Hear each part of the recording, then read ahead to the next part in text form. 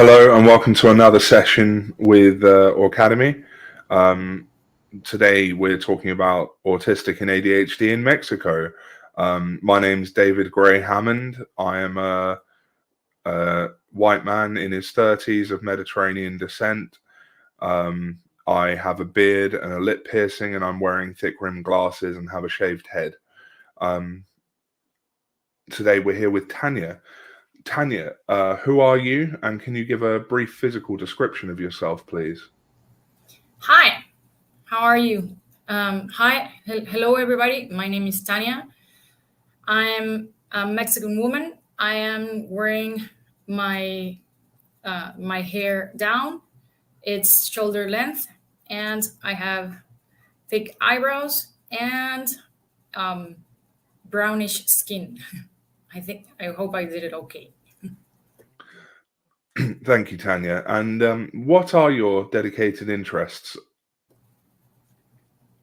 Right now, my dedicated interest is talking and bringing autism acceptance into my country. Also making sure, information is available for us here in both in Mexico and Latin America or Spanish-speaking countries. And also I am a fan of, anime and reading, writing. That's pretty much it. Excellent. And when did you discover you were autistic? I've known or felt about it ever since I was about 20 years old. Here in Mexico, things are very behind. So I just felt like there was something different with me. I've always known I'm ADHD. Ever since I was a kid, I was diagnosed with it. My parents never decided to medicate me, so I've known about my ADHD, but still there were things that didn't really fit in. And it was just recently, last year, that I decided to take charge with it. I was already going to a psychiatrist because I decided that being without medication for this long was not helping me at all. So I started going with a psychiatrist, and I started following pages, Autistic Voices pages, and also groups and everything, ADHD in general, but there's a lot of people that have both. So they started talking about their experience, and it really resounded in me of a lot of the things they were talking about. And I decided that a lot of them shared links to online. They shared links to online tests who were really, really online tests, not like what kind of taco are you, but that kind of things that would help us a lot. And I did it, and all of the online tests were pointing towards autism. So I just round up my courage, and on an appointment with my psychiatrist, I was like, I've been coming with you for a few months now, and I'm pretty sure I'm autistic. I've done all these tests, and they point out to the same thing. And she actually just went like, oh, I'm glad you finally realized it. Yeah, of course you're autistic. You're ADHD and autistic. She actually, here in Mexico, we are very behind on terms. She used the term Asperger, which I was immediately told, that's not used anymore. And I realized why. And I started investigating. So immediately I don't use that label anymore. I'm just going with autistic. And that's it. It was a few months ago. Well, it's in December last year.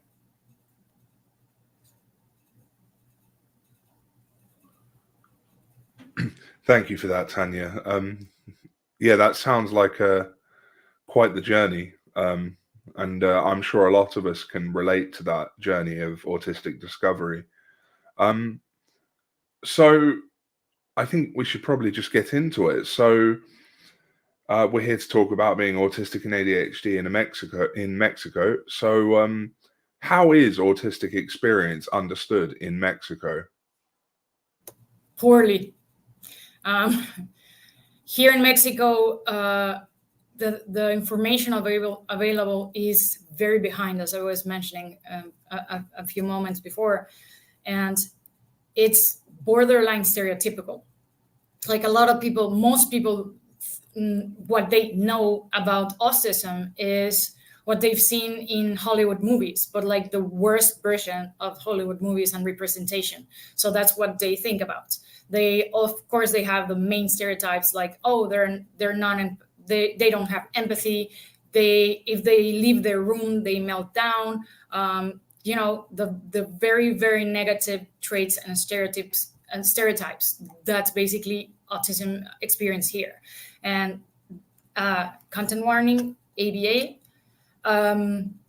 Here in Mexico, there's basically one type of therapy available for autistic children, and it's ABA therapy. That's it. That's the only thing. That's the only thing there is. If there's anything.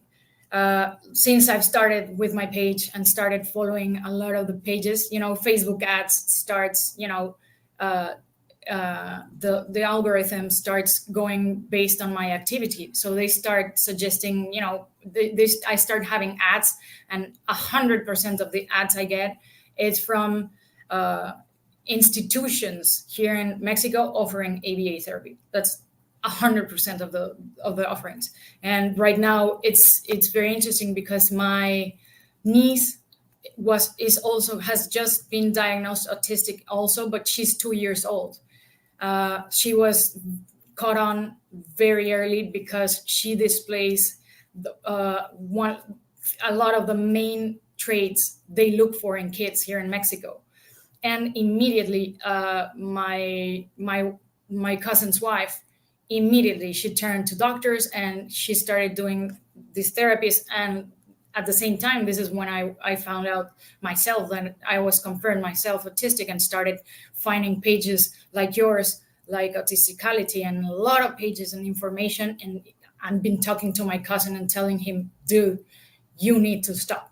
This needs to stop. It's not, you won't. What the doctors are telling you, that if you don't start right away, she's not going to talk ever again in her life. Like, dude, no, you need to take your autism moon, take, you know, like your baby moon. It's time for your autism moon, and you need to find out yourself what autism really is about, and what are the traits and what are the things you have to tackle on. But you need to be aware of autism yourself and accept autism yourself before putting your child through these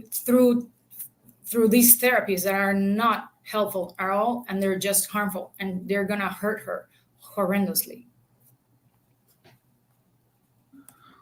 Thank you. And you mentioned institutions. Obviously, institution is something we can all understand. But in the UK, there is a hidden problem with the institutionalization of autistic people. Many of them end up in assessment and treatment units for long periods of time. Would you say institutionalization is a big problem in Mexico as well? I believe so, yes. Here, especially here in Mexico, it's baffling. You can grow and live here your whole life without seeing a single disabled person, because here in Mexico we still have this taboo of hiding disability.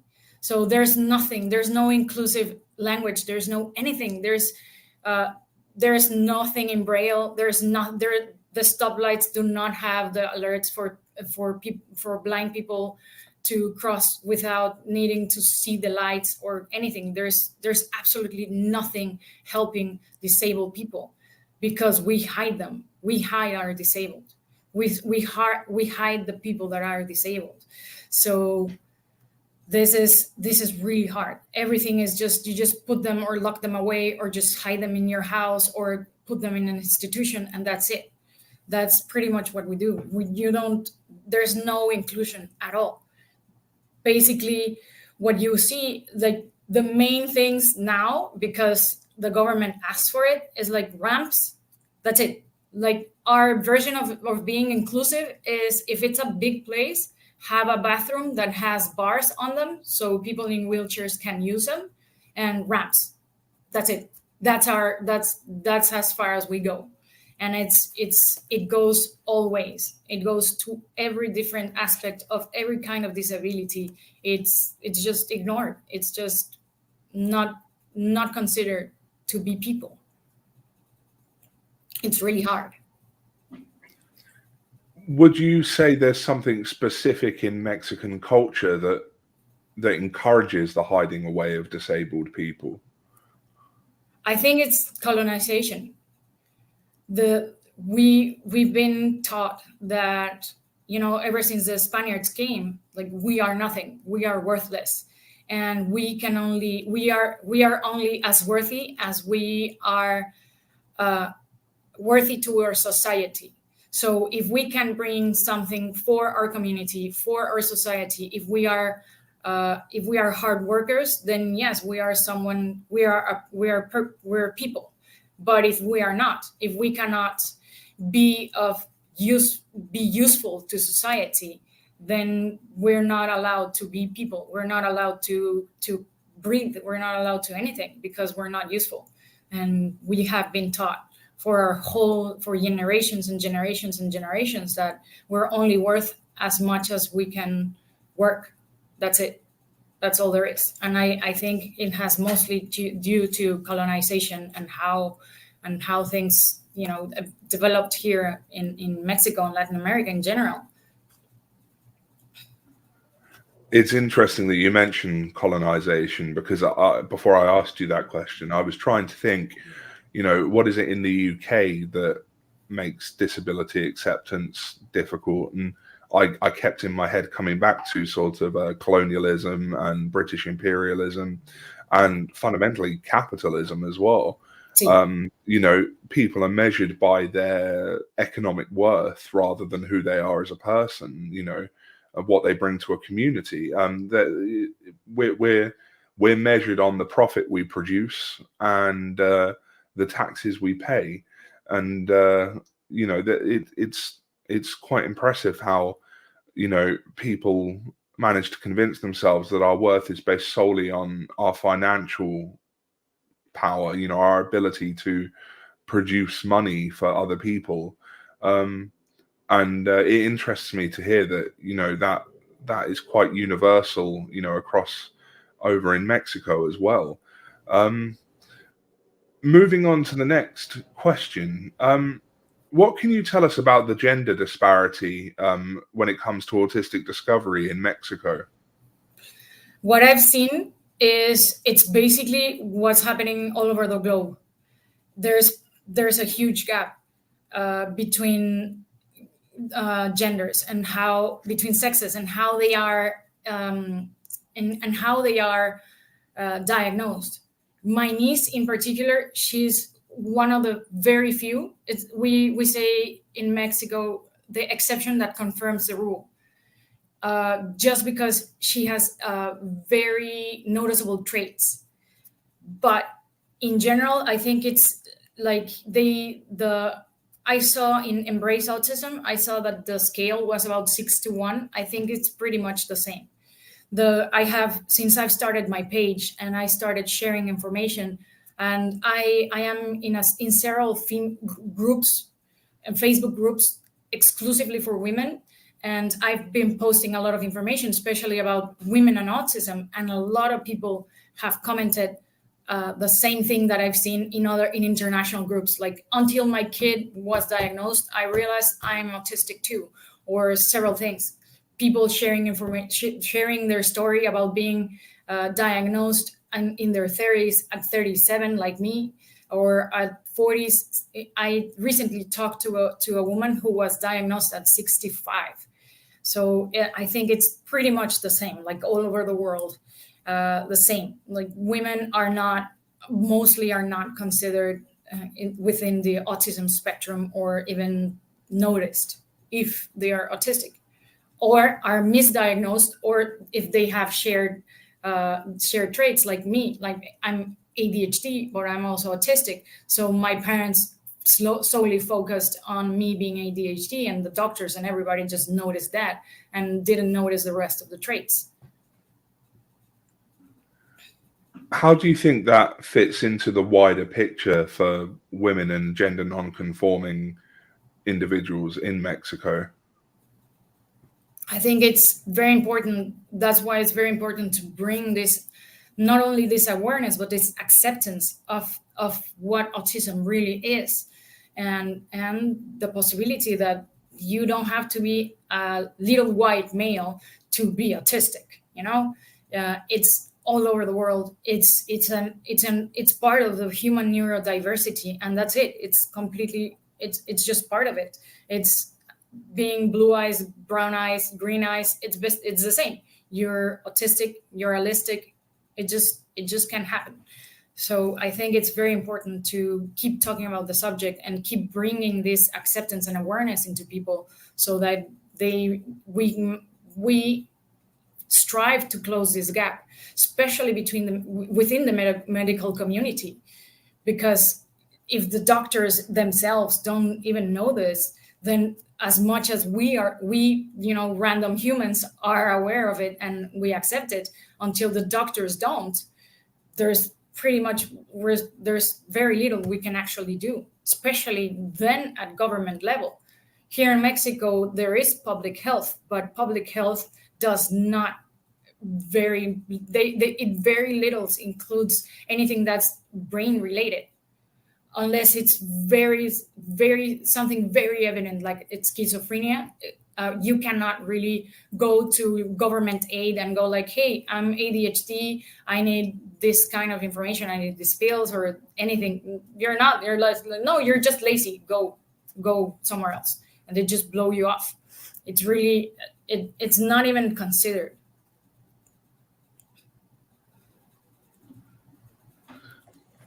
That's really interesting, because in the UK, I know that there's huge issues with the fact that there's very little support post-diagnosis, for autistic people, ADHD people. But can you talk a bit about the difficulty autistic people in Mexico experience when they are diagnosed or discovered? Could you expand on that for us a bit? Sure. Basically, it all depends on whether you have money or not. It goes hand in hand with the colonization and everything. Like here, and like you were mentioning, capitalism. Here in Mexico, what people believe is like, the lighter your skin is, the more money you have. The darker your skin is, the less money you have. Like, that's immediate. That's the racism and classism that is viewed here. And since I was saying, like, anything that is part of the neurodiversity, that is not considered within public health. So you can only get diagnosed within private practice. And considering like 60% of the population is considered in extreme poverty, and like 70% of the population it's considered poor, it becomes really, really hard to actually be diagnosed and then follow up. Like here in Mexico, for ADHD, there's only two brands of medication available. You either take Ritalin or you take Strattera. There's absolutely no other options. You either take one or the other, and they're both crazy expensive. And of course, the government does not cover it. And, the health insurance one pays off every month or whatever. If you're one of the lucky people to have enough money to pay for a private health insurance, that doesn't cover it, because still, since the neurodiversity is not even considered within the range of anything, you cannot go to GNP or whatever, like to your health insurance and go like, hey, I've just been diagnosed, I need help paying my medication. They'll go like, good for you, that's optional. We catalog that within optional medication, and then that's why we don't cover it. So it really depends on how much money you are, and how much money you have, and what are your resources around you if you live in a city where there's a variety, if there are neuroaffirming doctors or not. It really depends on a lot of factors, but mostly money. I think a lot of countries that don't have universal healthcare can probably echo that sentiment. Just a note for people who are watching who might not know what Ritalin and Strattera are. Ritalin is the trade name for methylphenidate, and Strattera is the trade name for atomoxetine. Both are used in the to support ADHD individuals from a medicine point of view.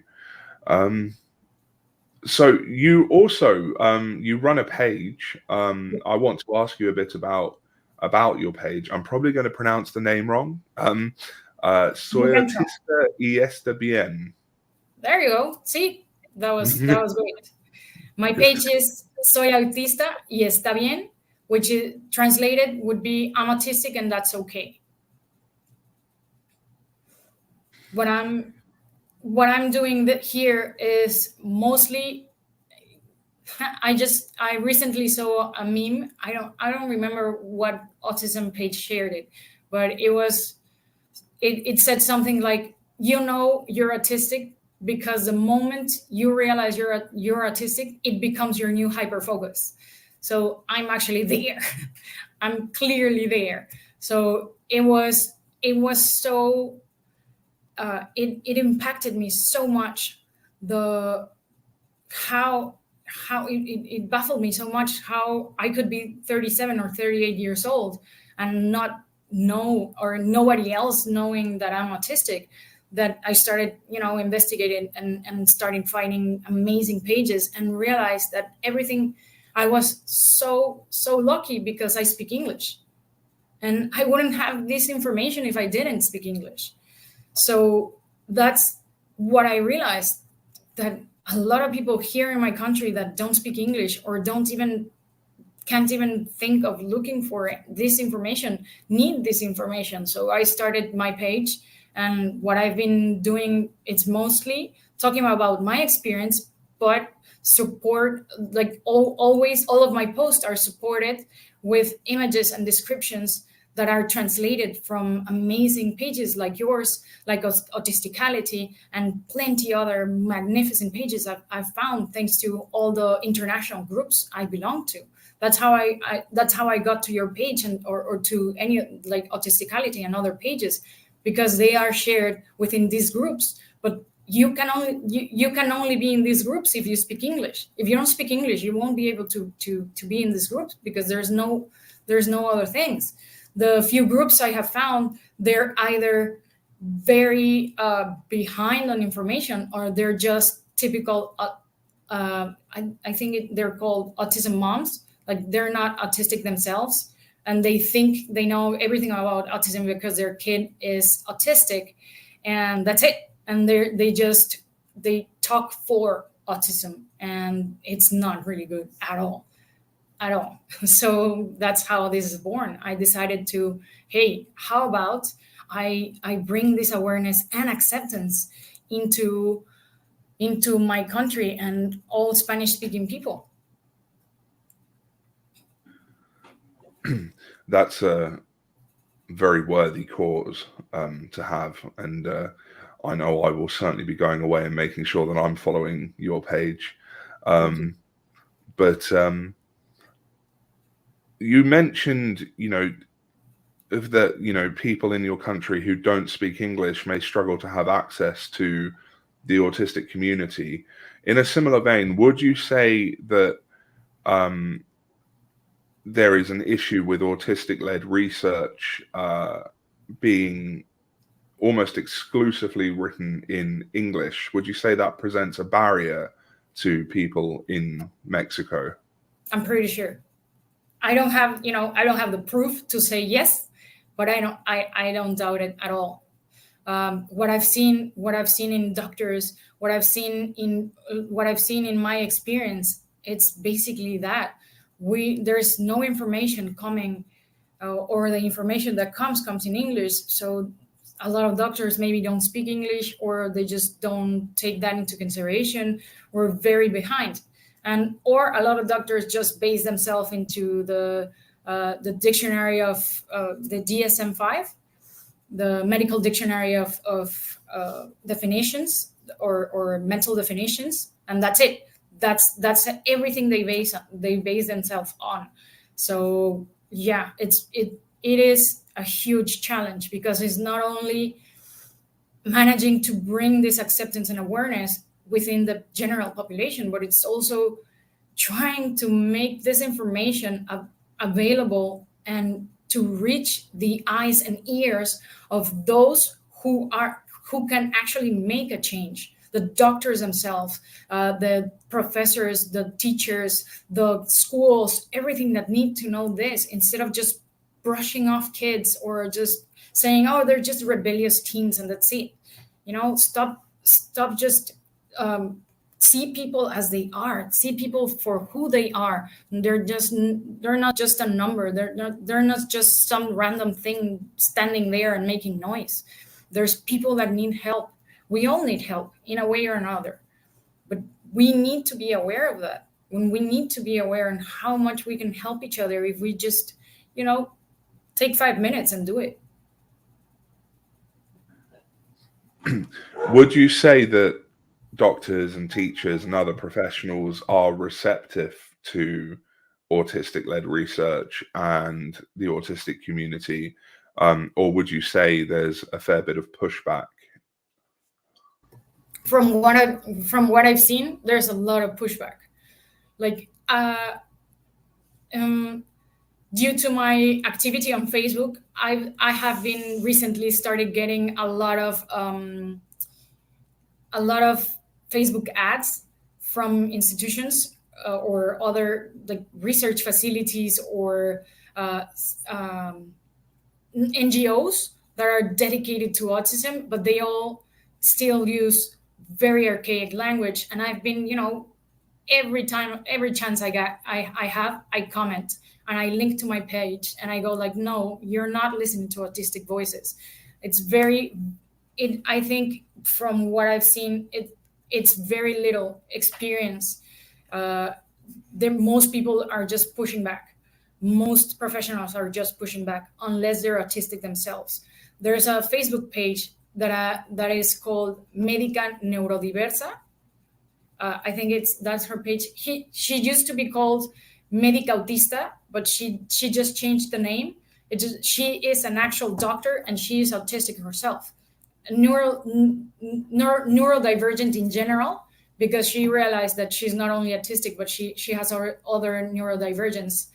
And I think that's why she changed her page. But yeah, aside from those particular cases, what I've seen is no, they just go no, I'm just basing myself in what the dictionary says and what I was taught 25 years ago during my semester of psychology. In that week we dedicated to autism, that's it. That's all I know.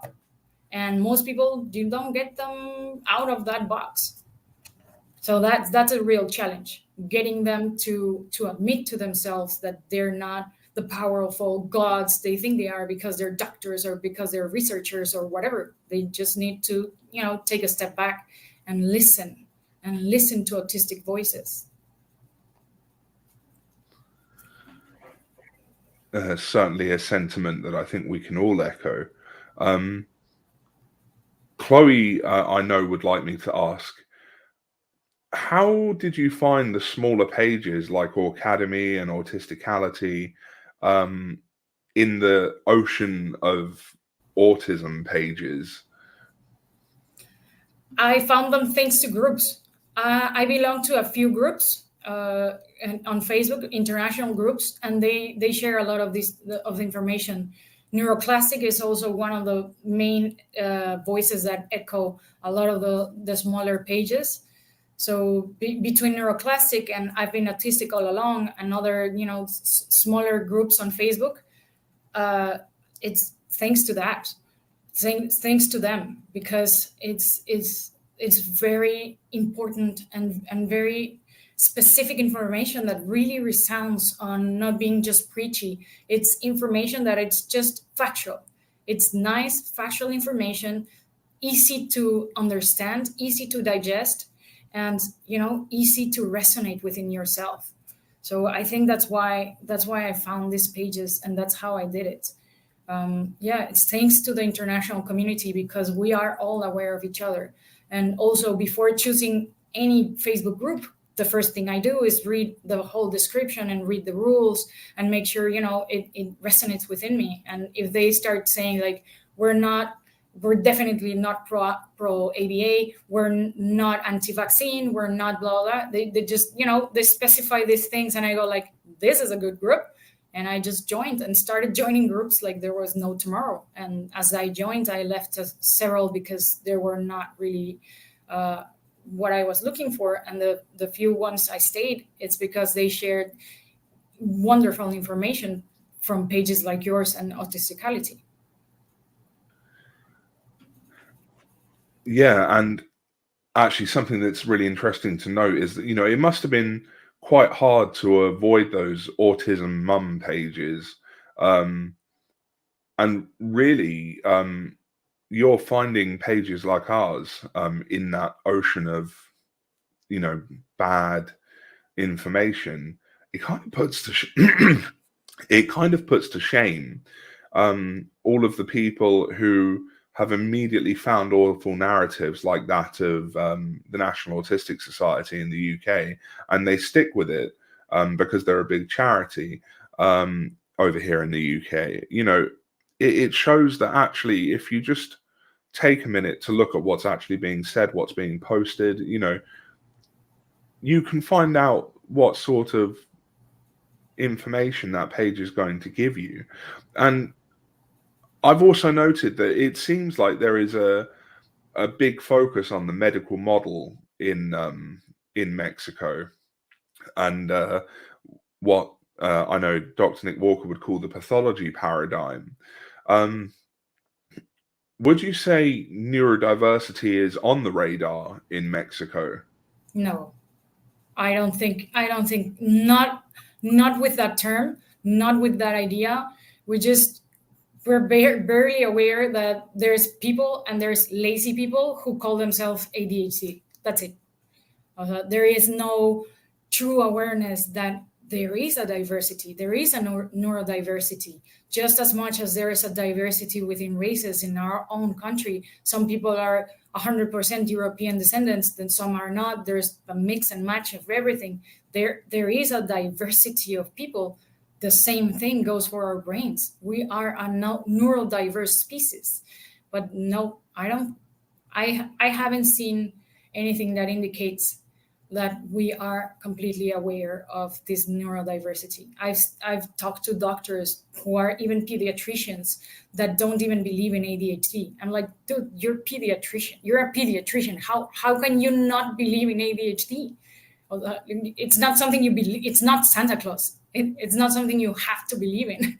It's a natural science. There's science behind it. How can you go like, oh, I don't believe in ADHD? You're the main line. You take care of kids. You're the main line there. So yeah, definitely there's no awareness of this neurodiversity. It's interesting that you mentioned that, because in the UK, the belief that things like autism and ADHD are just laziness and excuses for bad behavior is considered something that, it's attributed largely to older generations in the UK. Would you say it's quite pervasive across all generations in Mexico?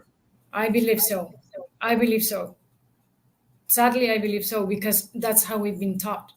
Here in Mexico, the way we are raised is very archaic. We're just raised to be good little helpers and good little workers ever since we're little. And of course, there's this huge gap between the sexes, and the huge difference of being born the male of the house or the little female that's there to help.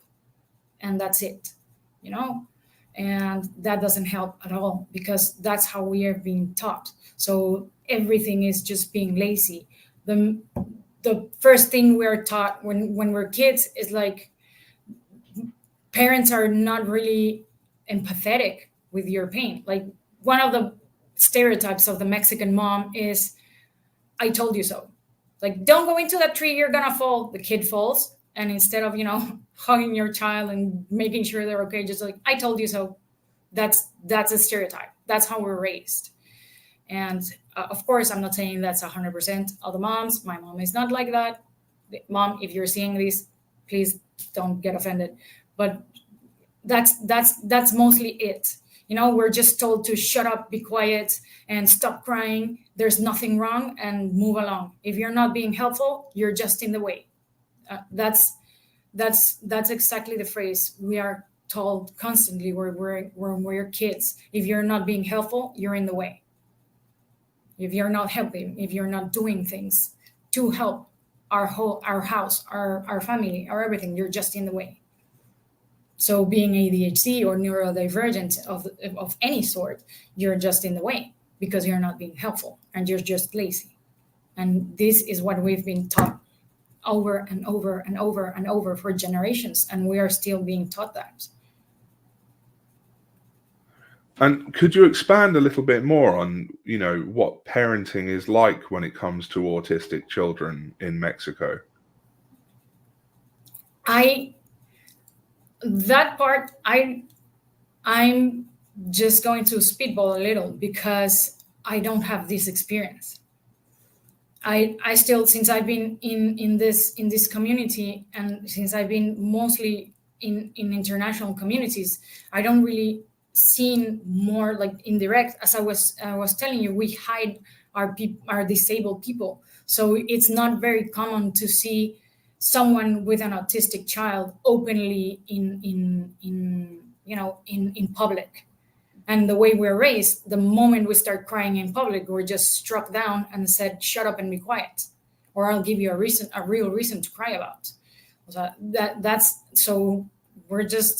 how I don't think there's a difference between raising allistic kid and autistic kids. That's the thing. That is why also one of my main focus on my page is respectful parenting. Bringing this awareness of, it doesn't matter if your kid is autistic or allistic. You need to address their feelings first. You need to empathize with your kid. You need to connect in an emotional level with your kid before trying to teach them whatever or getting them to do whatever. They're not just they're not your little, they're not just your little house workers.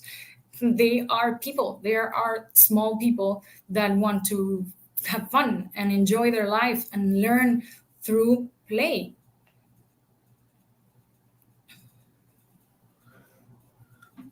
Yeah, it sounds to me like the sort of capitalist attitudes of work, and produce profit are kind of drilled in from a young age. Yeah. It's very much almost like a form of indoctrination. Would you say that too much is expected of children in Mexico? Yes, I think so. There's a fine line between, teaching kids, to be part of the household, to get into the role of, picking up their toys or helping with taking their own dish into the kitchen or whatever, and then expect them to, from there, we jump into what are you doing for your house.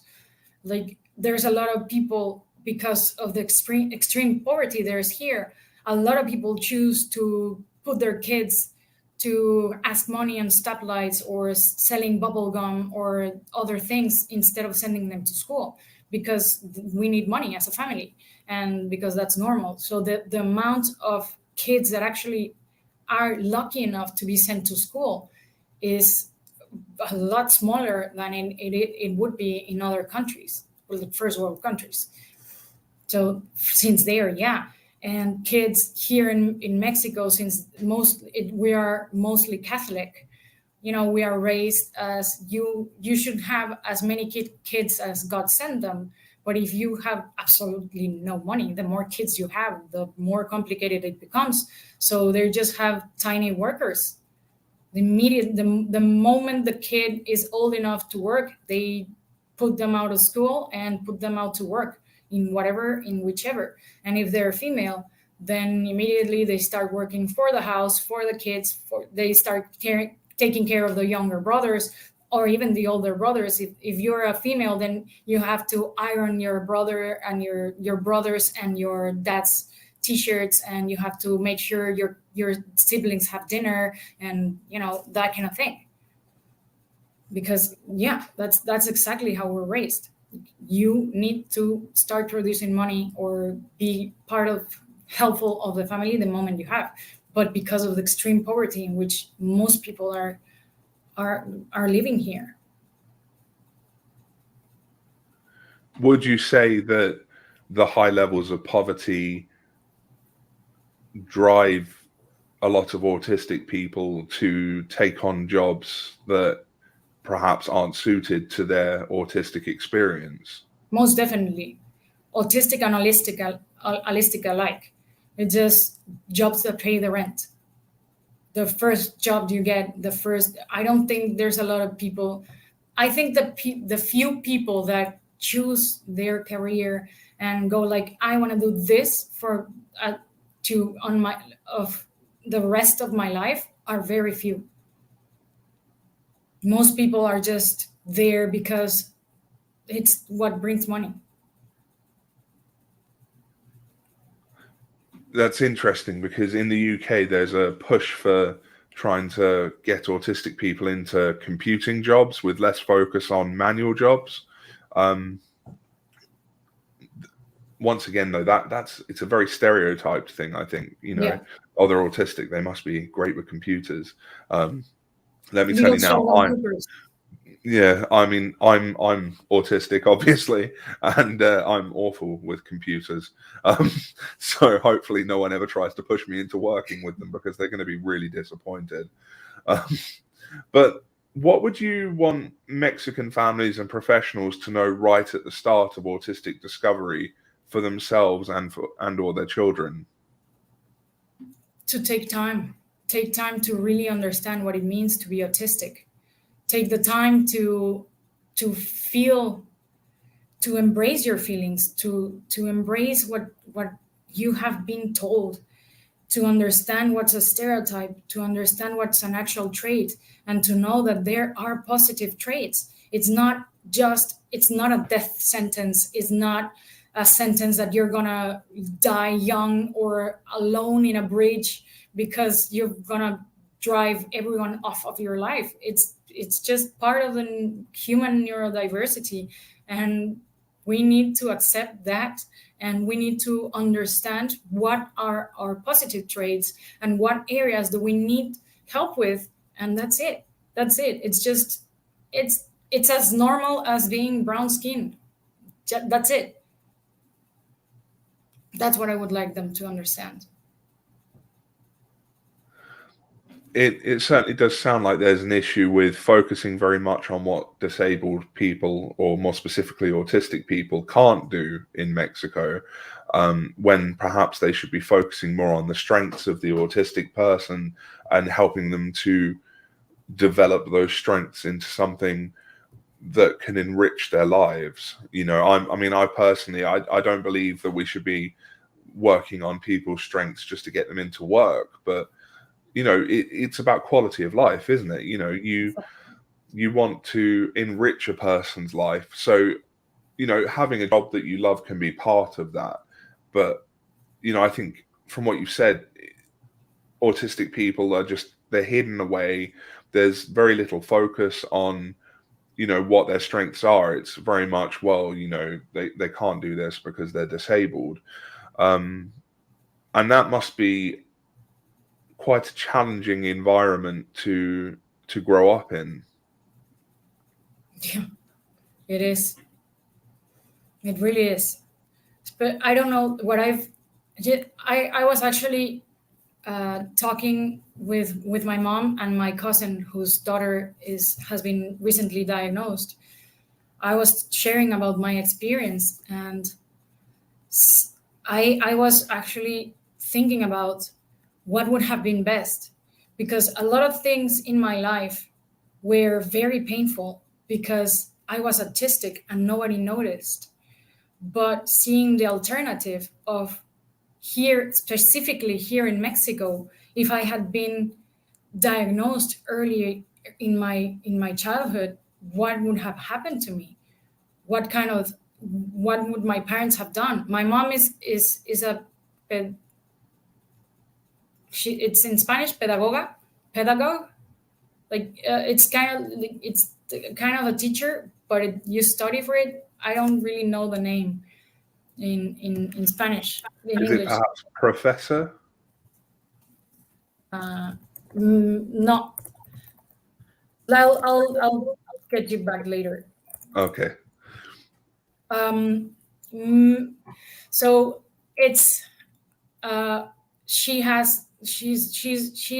she studied in the university to understand kids and how to teach them, but still I don't know what she would have done with my case. I know that, for example, since when I was little, when I was 6 years old, I was diagnosed ADHD. At that time, the only medicine available was methylphenidate or Ritalin, and specifically that brand.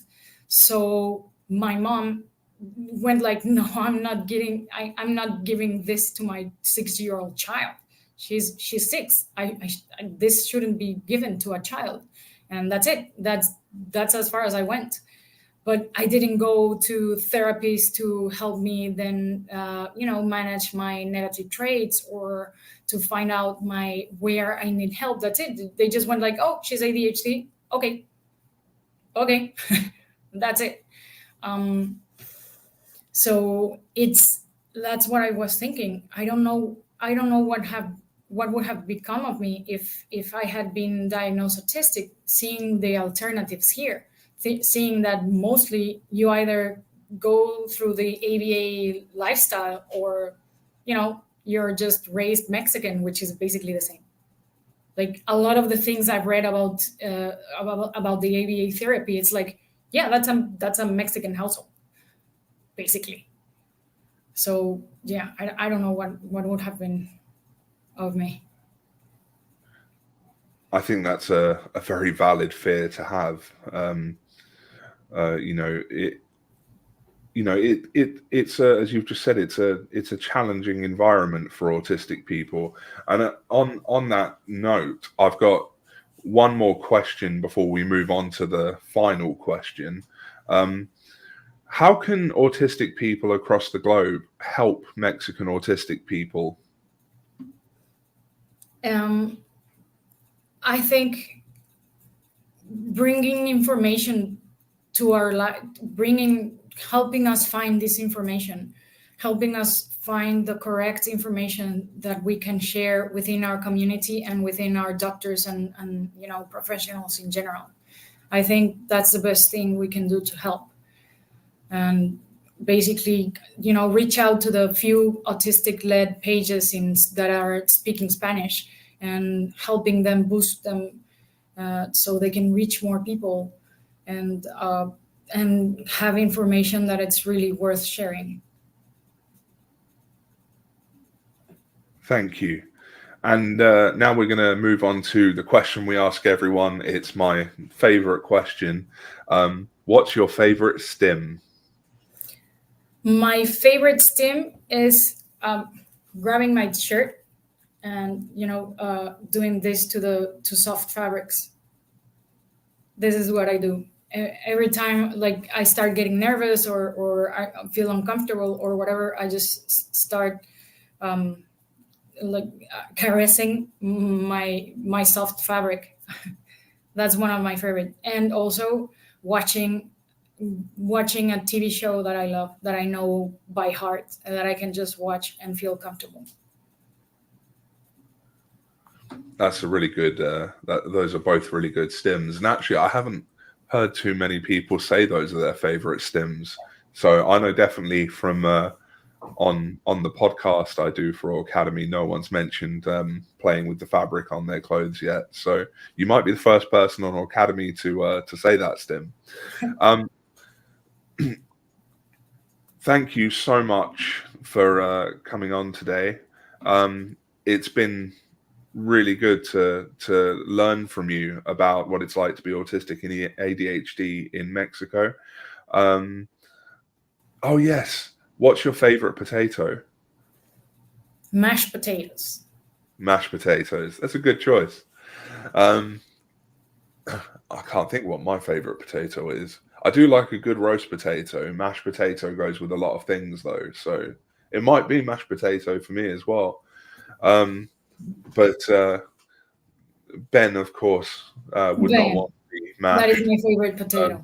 Because, you know, Ben does consider himself a bit of a potato, and I can see him in the chat actually saying, "Don't mash me." So, yeah. Thank you so much, Tania. It's been great. And I'm trying to think of what we've got on after this one. What's on next week? Let's see if someone can throw it in the chat for me quickly before we end, and I'll tell you all what we're going live on next week. It's Autistic Social Groups with Anna Taylor. So please do come back and join us for that one. And thank you for coming along to this, and thank you to everyone. It's been great. And thank you to everyone who has come and joined us and, you know, liked and shared the video and commented and joined in with this learning. So I think all that's left to say is goodbye. Bye.